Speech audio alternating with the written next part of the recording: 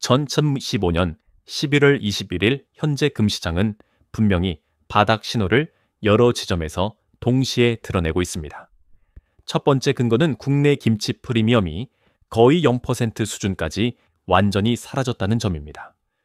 올해 2월과 10월에는 실물 프리미엄이 각각 약 820%까지 치솟으며 투자자들에게 큰 부담을 줬지만 지금은 그 과열이 정상화되며 실물 접근성이 크게 개선된 상태입니다. 두 번째는 달러 인덱스가 강세임에도 불구하고 온스 금 가격이 2,600달러대 상단을 유지하고 있다는 사실입니다. 일반적으로 달러가 강하면 금은 약세를 보이지만 최근처럼 전 세계 통화가 동시에 약해지는 환경에서는 금이 통화의 최종 대체제 역할을 하면서 비정상적인 동반 상승 구조가 나타납니다. 세 번째는 국내 금 시세입니다. 현재 한국 1돈 시세는 부가세 포함 약 84만 원대에서 형성되어 있으며 이는 프리미엄이 붙지 않은 실질적인 국제 시세와 거의 일치하는 매우 드문 구간입니다. 즉, 지금은 ETF, KRX이 찾는 실물 중 어느 방식을 선택하더라도 비싸게 잘못 사는 위험이 크게 낮아진 구간이라는 뜻입니다. 마지막으로 시장 심리를 보면 금이 폭등할 때는 모두가 관심을 보이지만 지금처럼 가격이 잠시 눌린 구간에서는 오히려 투자자들이 관심을 잃습니다. 그러나 전문가 관점에서 보면 이러한 횡보 국면이야말로 2030년을 바라보고 선제적으로 매수해야 하는 가장 실질적인 저점 구간입니다. 지금은 단기 등락이 아니라 장기 구조적 상승의 초입이라는 점을 우선 정확히 인지해야 합니다. 초보 투자자에게 제가 가장 먼저 권하는 방식은 복잡한 분석 없이도 바로 시작할 수 있는 ETF와 KRX 금시장입니다. 금 투자는 이해해야 할 변수가 많고 실물 보관이나 프리미엄 관리 같은 어려운 부분이 있기 때문에 처음부터 골드바 금은방으로 뛰어들면 실패 확률이 높습니다. 반면 ETF와 KRX는 구조가 단순하고 투명합니다. 특히 KRX 금시장은 주식 앱에서 금 또는 KRX 금만 검색하면 바로 매수 매도가 가능하며 호가창 구조도 주식과 동일의 체결 과정을 직관적으로 확인할 수 있습니다. 수수료는 약 0.3% 수준으로 매우 낮고 가장 큰 장점은 매매 차익에 대한 세금이 전혀 없다는 것입니다. 실물금처럼 부가세 10%를 부담할 필요도 없습니다. 또한 실물 보관 리스크가 없기 때문에 금을 처음 접하는 투자자에게 부담이 적습니다. 다만 한 가지 주의해야 할 점은 KRX가 실물 기반이기 때문에 국내 김치 프리미엄이 폭등하는 시기에는 KRX 가격도 동일하게 프리미엄을 반영한다는 것입니다. 예를 들어 프리미엄이 80% 붙은 상태에서 KRX를 매수하면 금 시세가 그대로여도 시작 전부터 10% 손실을 안고 출발하는 셈입니다. 따라서 지금처럼 프리미엄이 0% 근처일 때는 KRX가 최적이고 프리미엄이 크게 올라가는 시기에는 해외 ETF인 GLD IAU 같은 종목으로 잠시 이동했다가 프리미엄이 정상화되면 다시 KRX로 돌아오는 전략이 좋습니다. 이런 방식으로 ETF와 KRX를 유연하게 활용하면 초보자도 안정적으로 금 투자를 이어갈 수 있습니다. KRX와 해외 ETF를 어떻게 구분해서 활용해야 하는지는 금 투자 수익률을 좌우하는 핵심 전략입니다. 기본 원칙은 간단합니다. 김치 프리미엄이 0%이거나 낮을 때는 KRX, 프리미엄이 급등했을 때는 해외 ETF입니다. 왜냐하면 KRX는 실물 기반이라 국내 실물 수급 상황을 그대로 반영합니다. 예를 들어 올해 2월과 10월처럼 김치 프리미엄이 2%까지 치솟을 때 KRX로 금을 매수하면 금 가격이 변하지 않아도 바로 18채널 12% 손실을 안고 시작하는 셈입니다. 반대로 지금처럼 프리미엄이 거의 0%에 가까운 때는 KRX가 해외 ETF보다 훨씬 유리합니다. 매매 세금이 없고 환율 리스크도 없기 때문입니다. 다만 프리미엄이 다시 치솟는 구간에서는 해외 ETF가 안정적입니다. GLD와 IAU는 국제 금시세 온스당 약 2,069달러대만을 반영하기 때문에 한국 내 프리미엄이나 실물 수급 불균형의 영향을 받지 않습니다. 특히 GLD는 세계 최대 규모의 금 ETF로 유동성이 높고 IAU는 GLD 대비 총보수가 낮아 장기 보유에 유리합니다. 이렇게 두 구조를 이해하고 프리미엄 흐름에 따라 KRX, 해외 ETF를 전환하는 것만으로도 국내 투자자들은 불필요한 손실을 피하면서 수익률을 극대화할 수 있습니다. 요약하면 지금처럼 프리미엄이 사라진 시기에는 KRX가 최적이고 프리미엄이 다시 과열될 때는 해외 ETF로 피신하는 것이 합리적인 금 투자자의 기본 루틴입니다. 실물금을 저렴하게 사는 가장 현실적인 방법은 결국 금은방과 금거래소를 직접 비교하는 것입니다. 많은 분들이 실물을 비싸게 사는 이유는 한 곳에서만 가격을 확인하고 바로 구매하기 때문인데 실제로 지역별 상점별 가격 차이는 생각보다 크게 벌어집니다. 한국에서 금은방이 가장 밀집해 있는 지역은 서울 종로, 부산 범일동, 광주 충장로, 대구 교동이며 이 네 곳은 전문 도매상과 소매점이 동시에 몰려 있어 경쟁이 치열합니다. 경쟁이 치열하다는 것은 곧 가격이 투명하고 협상이 가능하다는 뜻입니다. 현장에서 다 5곳만 발품 팔아도 동일한 24K 골드바 가격이 몇천 원에서 많게는 수만 원까지 차이 나는 경우가 흔합니다. 또 한 가지 중요한 포인트는 매입, 매도 스프레드입니다. 어떤 금은방은 판매 가격은 저렴하지만 되팔 때 공제율이 큰 경우가 있고 반대로 판매 가격은 조금 비싸도 매입 공제가 적은 곳이 있어 총 비용을 따져보면 오히려 유리할 수 있습니다.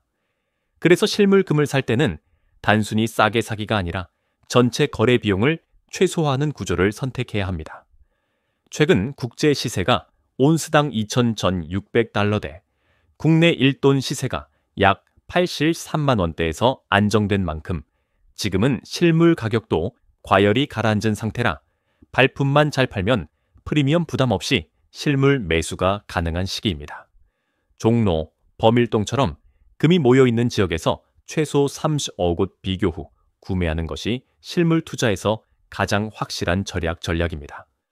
금 가격이 장기적으로 10년 단위의 상승 사이클을 보이는 가장 큰 이유는 바로 공급 구조의 특성에 있습니다. 일반 원자재는 가격이 오르면 몇 개월 내에 공급이 빠르게 늘어나면서 가격이 안정되는 경향이 있지만 금은 완전히 다릅니다. 금의 신규 공급은 전 세계 금 채굴량에 의해 결정되는데 새로운 금을 시장에 내놓기까지는 평균 8, 10년이라는 긴 시간이 필요합니다. 단순히 채굴을 늘리는 것이 아니라 먼저 탐사를 해야 하고 정부 인허가를 받아야 하며 토지 매입도로, 전력, 정제시설 등 인프라를 마련해야 하고 마지막으로 채굴 및 정제 과정을 거쳐야 비로소 시장에 공급할 수 있기 때문입니다. 이 과정 전체가 최소 10년의 시차를 가진다는 점이 금 가격 사이클의 핵심입니다. 실제로 지난 300년간의 글로벌 채굴량 데이터를 보면 금 공급은 증가할 때 여러 해 동안 연속 증가하고 감소할 때는 여러 해 동안 연속 감소하는 경향을 보입니다. 이 때문에 금 가격도 단순한 등락이 아니라 오를 때는 길게 오르고 떨어질 때도 길게 떨어지는 굵직한 추세를 형성합니다. 현재도 비슷한 현상이 발생하고 있습니다. 지난 10여 년간 글로벌 금광 산업은 투자 부진과 고비용 구조로 인해 신규 프로젝트가 크게 감소했고 이는 앞으로도 금 공급이 빠르게 늘어나기 어려움을 의미합니다. 이런 공급 축소의 흐름이 지속될수록 금은 장기적으로 강한 상승 압력을 받게 되고 지금 우리가 보는 온스당 2,600달러대 가격 역시 이런 구조적 요인의 결과물입니다. 금의 공급이 단기간에 해결되지 않는다는 점을 이해하는 순간 금의 장기 상승성이 왜 높은지 명확해집니다.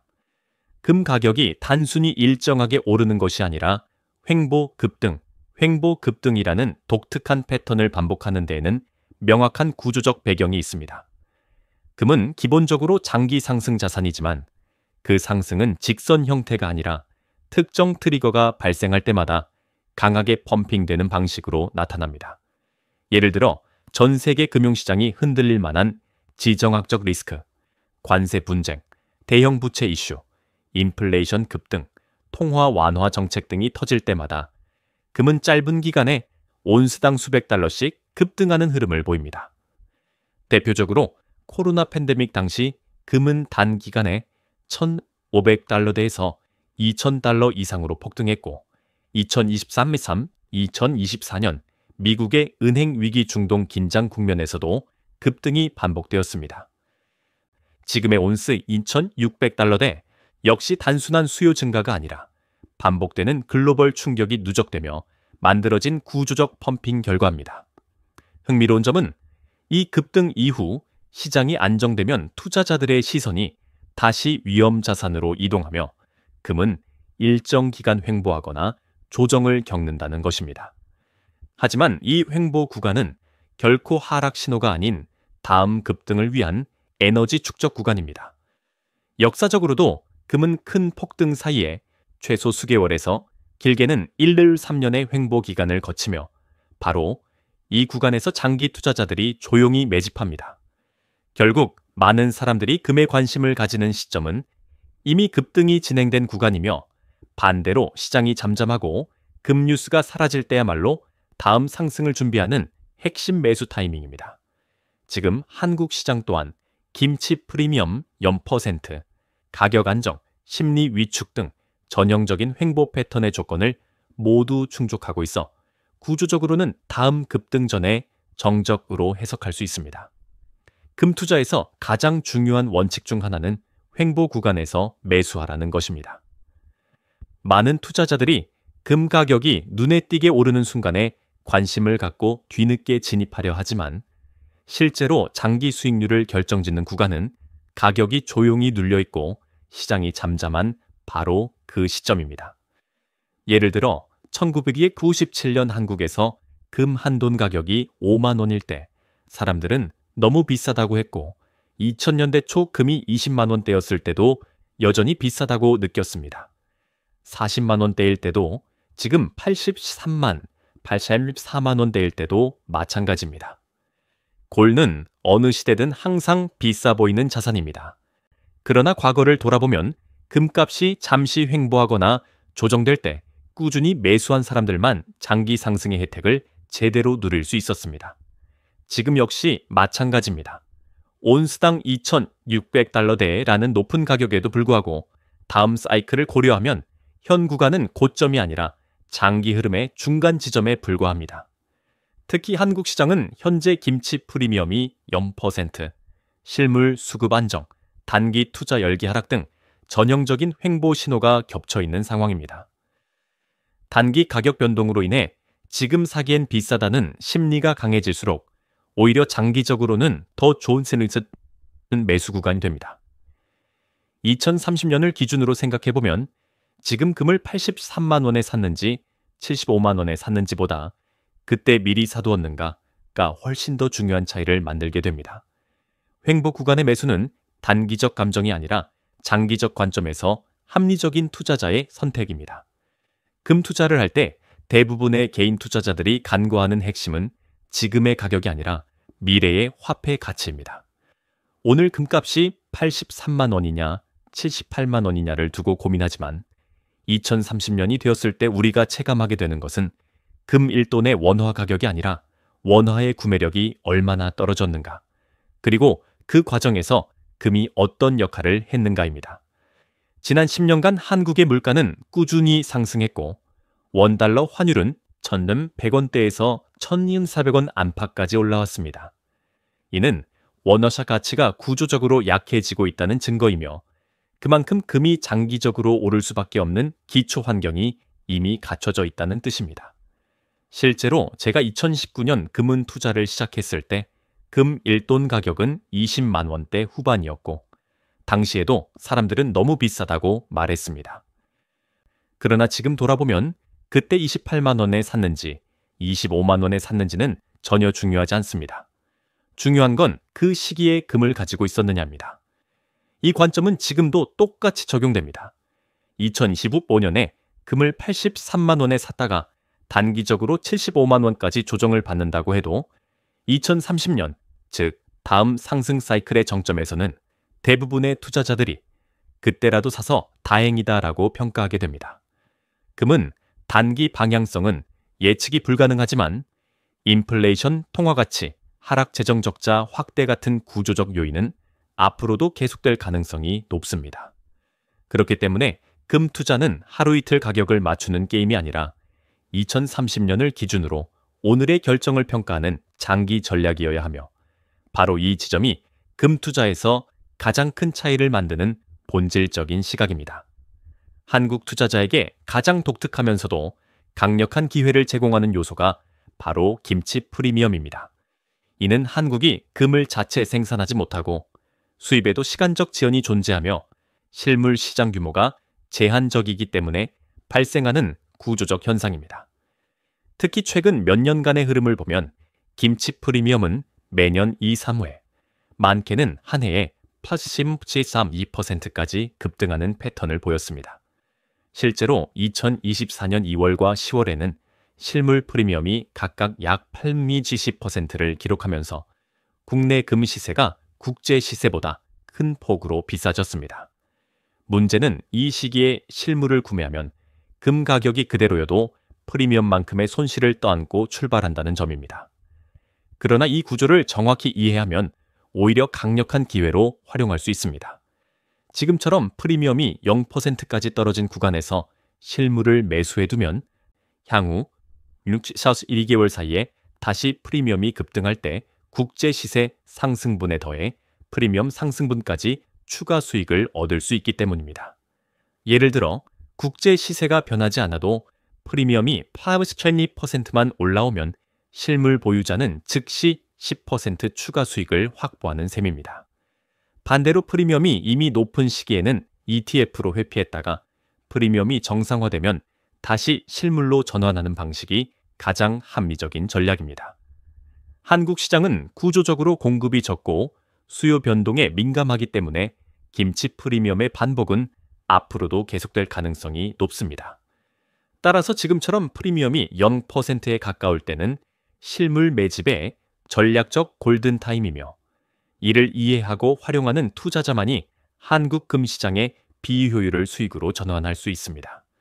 금 가격과 달러, 그리고 원달러 환율의 관계를 정확히 이해하는 것은 향후 전략을 세우는 데 결정적인 역할을 합니다. 금은 전통적으로 달러와 반대로 움직이는 자산으로 알려져 있지만 최근 몇 년간은 달러가 강해지는 듯 보이는데도 금이 동시에 오르는 비정상적 동행 현상이 발생하고 있습니다. 이를 이해하려면 먼저 달러 인덱스의 구조를 봐야 합니다. 달러 인덱스가 오른다는 것은 달러의 절대적 가치가 상승했다는 뜻이 아니라 엔화, 유로화, 다 파운드 등 다른 통화들이 더 크게 약해졌다는 상대적 의미일 때가 많습니다. 실제로 최근 수년 동안 전 세계 주요 통화는 모두 완화적 통화 정책과 재정 적자 확대로 가치가 약해졌고 원화 역시 1,100원대에서 1,400원대까지 떨어지며 구조적 약세 흐름을 보였습니다. 이런 환경에서는 달러가 상대적으로 덜 약해진 것처럼 보이지만 동시에 모든 화폐의 가치가 하향 압력을 받고 있기 때문에 금이 통화의 최종 안전자산으로 다시 부각됩니다. 그 결과가 바로 달러 상승 플러스 금 상승세의 동시적인 움직임입니다. 특히 한국 투자자에게 중요한 점은 원화의 약세가 금 시세의 직접적인 상승 압력으로 작용한다는 것입니다. 국제 금 가격이 온스당 2,600달러대에서 큰 변동이 없어도 원화 가치가 떨어지면 국내 금 시세는 자연스럽게 올라갑니다. 이는 원달러 환율이 높을수록 금을 보유한 투자자가 더 유리해진다는 뜻입니다. 결론적으로 지금의 시장 흐름은 단기 변동을 맞추는 것이 아니라 원화, 약세 글로벌, 통화 가치 하락 지속되는 인플레이션이라는 구조적 배경을 이해하고 금을 장기적 화폐 방어 수단으로 바라봐야 합니다. 이런 관점에서 보면 현재의 금 가격은 고점이 아니라 오히려 다음 상승 사이클의 중간 구간에 가깝습니다.